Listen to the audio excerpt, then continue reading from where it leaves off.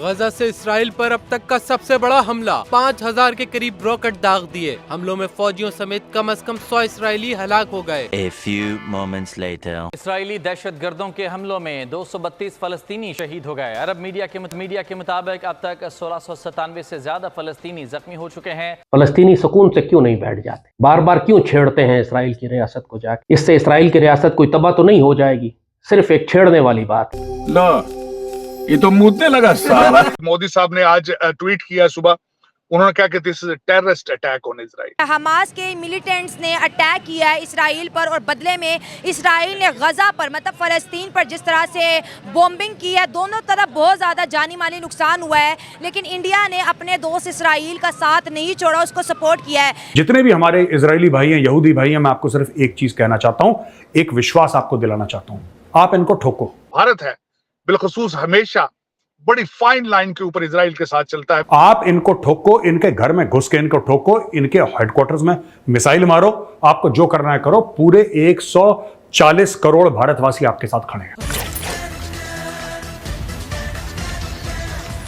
नमस्कार, जय हिंद दोस्तों। इजराइल पर फलस्तीनी आतंकी संगठन हमास के हमले पर पीएम मोदी ने ट्वीट कर खुले तौर पर इजराइल का साथ दिया। प्रधानमंत्री नरेंद्र मोदी समेत तमाम बड़े देश के नेताओं ने इजराइल का समर्थन किया है। पीएम मोदी ने सोशल मीडिया प्लेटफॉर्म एक्स पर पोस्ट करते हुए लिखा, इजराइल में आतंकवादी हमले की खबर से गहरा सदमा लगा है। हमारी संवेदनाएं और प्रार्थनाएं निर्दोष पीड़ितों और उनके परिवार के साथ है। हम इस कठिन समय में इजराइल के साथ एकजुटता से खड़े हैं। इजराइल पर हमास के आतंकियों ने जमकर कहर बरपाया है। हमास का दावा है कि उसने इजराइल पर 5000 रॉकेट दागे हैं। दोस्तों, आपको बता दें कि इजराइल ने 1971 युद्ध के दौरान इजराइल ने भारत की मदद की है और वहां से दोनों देशों के बीच रिश्तों का नया अध्याय शुरू हुआ है। 1971 युद्ध में भारत की जीत हुई और बांग्लादेश नाम के एक नए देश का गठन हुआ। बांग्लादेश को मान्यता देने वाले कुछ पहले देशों में इजराइल भी था। हालांकि विडंबना यह है कि बांग्लादेश ने इजराइल को कभी मान्यता नहीं दी। बहरहाल, इस पूरी कहानी में अंडरलाइन करने वाली बात यह है कि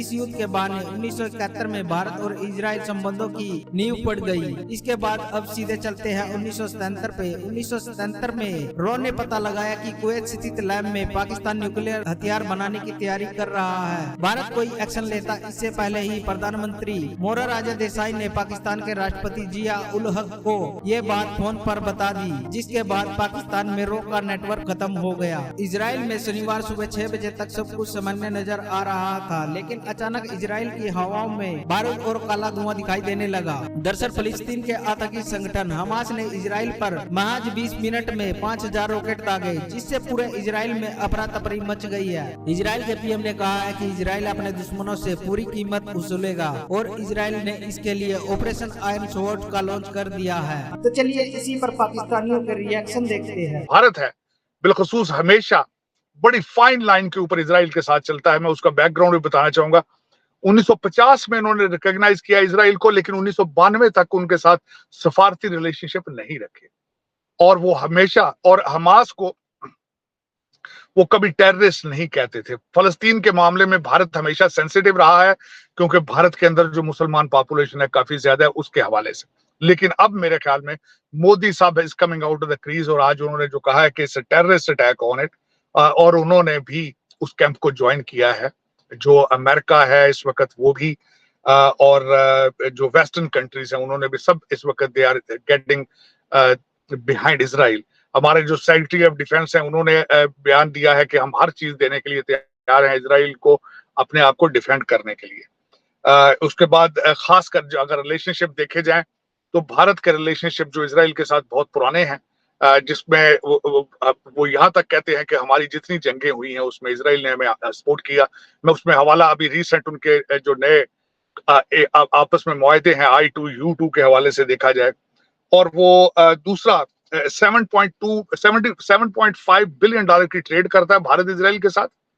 और उनके जो रिलेशन, जो उनके प्रोडक्ट है, उनको कहा जाता है ट्रिपल डी, डिफेंस, डायमंड्स और ड्रिप एग्रीकल्चर, जो ड्रिप इरिगेशन के हवाले से एक दूसरे के साथ चीजें शेयर करते हैं।